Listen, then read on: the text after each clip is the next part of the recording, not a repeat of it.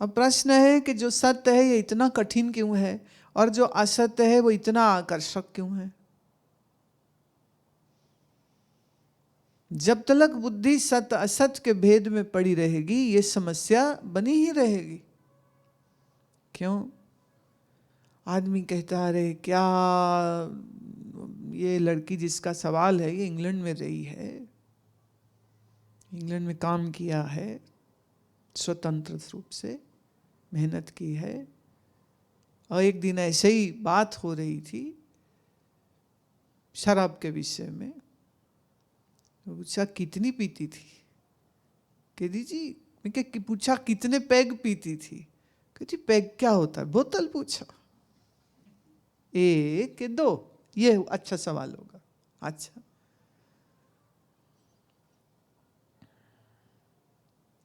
तो जिस समय वो बार में जाना, दोस्तों संग घूमना, खाना पीना, पार्टी, है ना, boyfriend, dating, shopping, restaurant, what a fun, then it was what a fun. कौन मना करेगा कि वो फन नहीं है, मजेदार नहीं है? कहोगे मजेदार नहीं?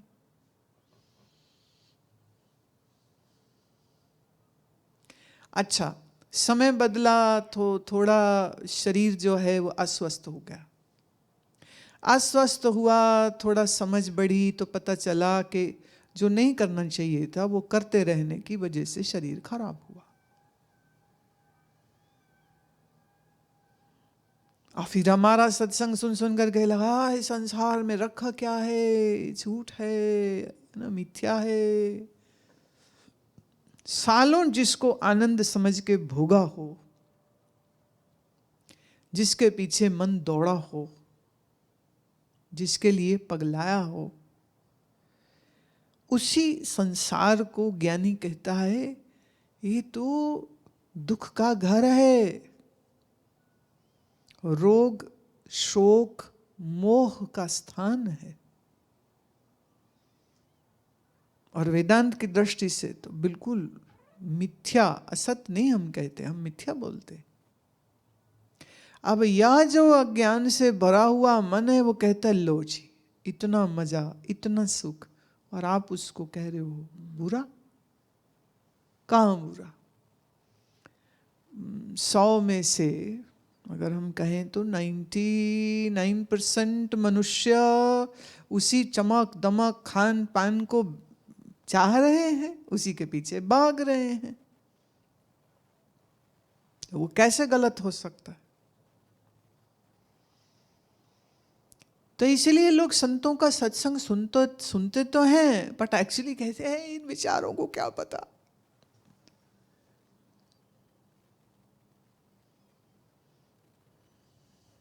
इनको शायद कुछ मिला नहीं होगा ना जीवन में, इन्हें क्या पता।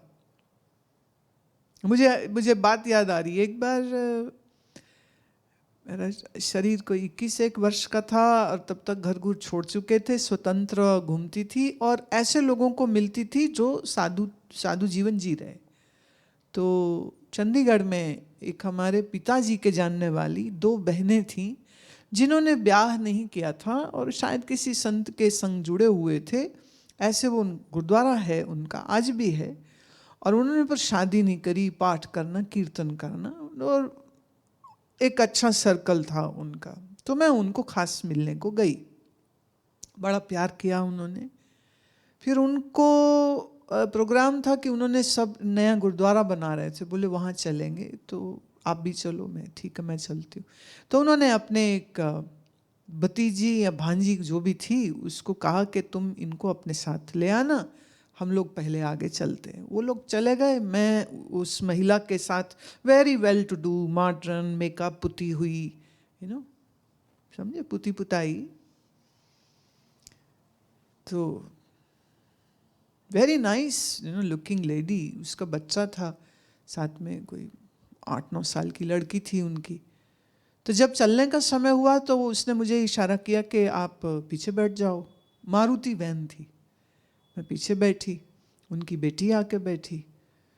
तो उसने अपनी बेटी को कहा अंग्रेजी में, है ना, कहती she wouldn't know how to close the door, so darling please close the door. Good lord. तो मैंने उस बच्ची को, क्योंकि वो उसको इधर से खुला था दरवाजा, तो मैंने कहा नहीं तुम रुको, मैं बंद कर देती हूँ। अब वो मुझे ऐसे लुक उसने दिया कि भी तुम्हें क्या पता वैन का डोर बंद कैसे होता है। पर जब तक कुछ तो हमने डोर बंद कर दिया। तो वो मुझे बड़ी हैरान होकर पूछती है आपको अंग्रेजी आती है? मैं बेटी तो जिस स्कूल में कॉलेज में पढ़ी ना, वहां के प्रिंसिपल हैं। खैर फिर वो रास्ते में हल्का फुल्का बातचीत मेरे से करती रही, बट वो बहुत अमेज्ड थी कि आप कॉन्वेंट की पढ़ी हुई और ये इस तरह का जीवन क्यों जी रही। मैंने कहा ये आपको ना समझ नहीं आएगा, अभी आपकी समझ उतनी डेवलप नहीं हुई, इसलिए मैं जवाब दे करके अपना समय खराब नहीं करूंगी। उफ, जो वो लाल हुई ना, बिना रूस के उसके चीक्स लाल हो गए थे। फिर आई गॉट वेरी अपसेट। पर भैया पहल उसी ने करी थी तो जवाब तो देना बनता है ना। अब हम इतना भी जवाब ना दें, ऐसे तो नहीं होता। तो उनको हैरानी होती, वाह इतना सुख संसार में, शादी में, ब्याह में, घर में, घूमना, खाना पीना, बच्चे, ये। पर ऐसे सोच के देखिए ना कि ये स्वप्न चल रहा है और सपने में शादी हो गई, सपने में बच्चे हो गए, सपने में घर हो गया, सपने में घूम लिया, सपने में तुम जहाज के मालिक बन गए, और फिर सपना टूट गया। क्या सुबह उठ के आप इसका अभिमान करोगे कि मैं एक ही रात में मैंने इतना कुछ बना लिया और एक जहाज का मालिक भी हो गया था। और अगर कहीं तुम किसी को कहने लग जाओ कि मेरा ना जहाज है, कहीं जाना हो तो बताना, फ्री में ले जाएंगे। और बंदा पूछे कहाँ है जहाज टैक्सी तुम्हारा, तो तुम कहो सपने में, तो लगेगा ना दिमाग खराब हो गया इसका तो, नहीं? तो अक्सर कर दुनिया के लोगों को संतों का दिमाग खराब हो गया यही लगता है। अब चक्कर क्या है, जिसको अज्ञानी सत्य मानता है, ज्ञानी उसको मिथ्या जानता है। तो मिथ्या में ऐसा नहीं कि प्रतीति होगी नहीं, बिल्कुल होगी। रस्सी में सांप है नहीं, पर अंधेरे के कारण दिखता है। अच्छा, उसमें तो फिर अंधेरा चाहिए, पर आकाश में नीलता है नहीं, पर नीलापन तो दिखता है। अब आकाश काला हो गया। क्या आकाश काला है? मैंने दिन में नीला, रात में काला होता है, पर दिखता है। देखने के बावजूद आप उसको सत्य नहीं मानते हो, पर तुम उसे असत्य भी नहीं कहते हो। तो जब तक सिर्फ सत्य और असत्य की भाषा से सोचेंगे, तो इंद्रिय का भोग जहां वो सत्य और सब चमक धमक, ये वो भोग विलास, कपड़ा, हीरा, गाड़ी, ये वो सब चमक चमक चमक। कोई कहे इसको छोड़ो, आंख बंद करके ध्यान करो भगवान का, है तेरा दिमाग खराब हो गया।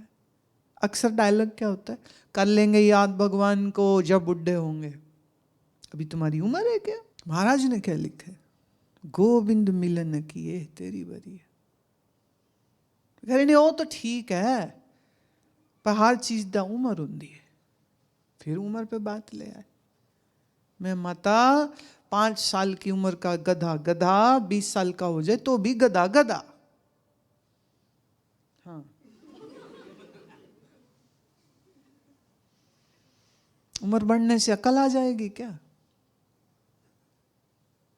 तो जो रागी द्वेषी संसार के भोग में लिप्त जो मनुष्य है, उसके लिए संसार ही सत्य है। परमात्मा करे पता नहीं है कि नहीं है, डर के मारे कहेंगे है, पर बेईमानी करते समय, पाप करते समय क्या लगता उनको कि भगवान है? गांव देहात शहरों में सब जगह ना कोई कोई बात हो तो अपनी बात मनवाने के लिए कह देंगे सौ रब दी, मैनू बाबे दी सौ लग गए। माफ करना, ऐसा मानते हैं कि झूठी सौ, कसम, सौ माने कसम खाओगे तो जिसकी खाओगे वो मरेगा। अब बाबा की खा रहे हैं, बताओ। अब बाबा शरीर से तो है नहीं ना, खा लो। एक ने कहा अपनी मां की खा, बोले क्यों, तू खा। वो कई फिर ऐसे ढीठ होते हैं, वो माँ की भी खा जाएंगे, बाप की भी कसम खा जाएंगे, झूठ फिर बोल जाएंगे। एक ने कहा चल तू अपनी खा, बोले अपनी खा लेने। बाद में कहते हुए तूने अपनी सौं खा के, अपनी कसम खा के झूठ बोल दिया, तुम्हें डर नहीं लगा? कह रहे उससे कुछ होता है, कर लो बात।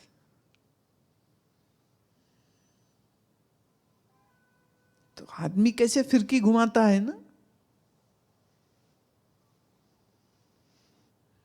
जिस संसार को वो सत्य मान के उसको भोगना चाहता है, पकड़ना चाहता है, लेना चाहता है, पास रखना चाहता है, ज्ञानी कहता है वो संसार मिथ्या। मिथ्या के बाद क्या पकड़े और क्या छोड़े?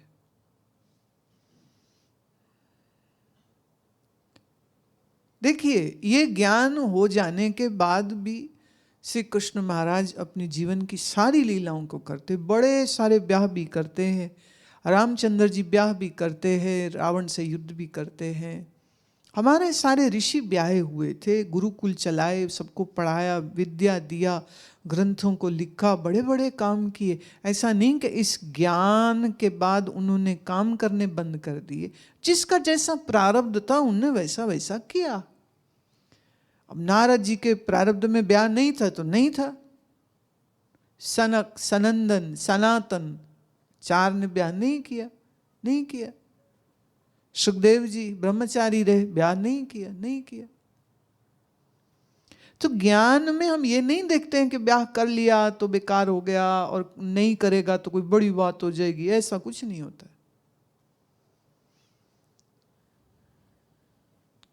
पर अगर ज्ञान प्राप्त कर लिया है तो कोई फर्क नहीं पड़ता, पर ज्ञान प्राप्त नहीं किया है तो अब वो वैदिक काल का तो समय है नहीं ना जहां सब लोग 25 साल गुरु जी के पास आश्रम में रहे हो। अगर रह लेते तो रह लेके 25 साल ज्ञान प्राप्त कर लेते, सब कुछ हो जाता। फिर मार दे टकरा दुनिया से कौन रोकता है?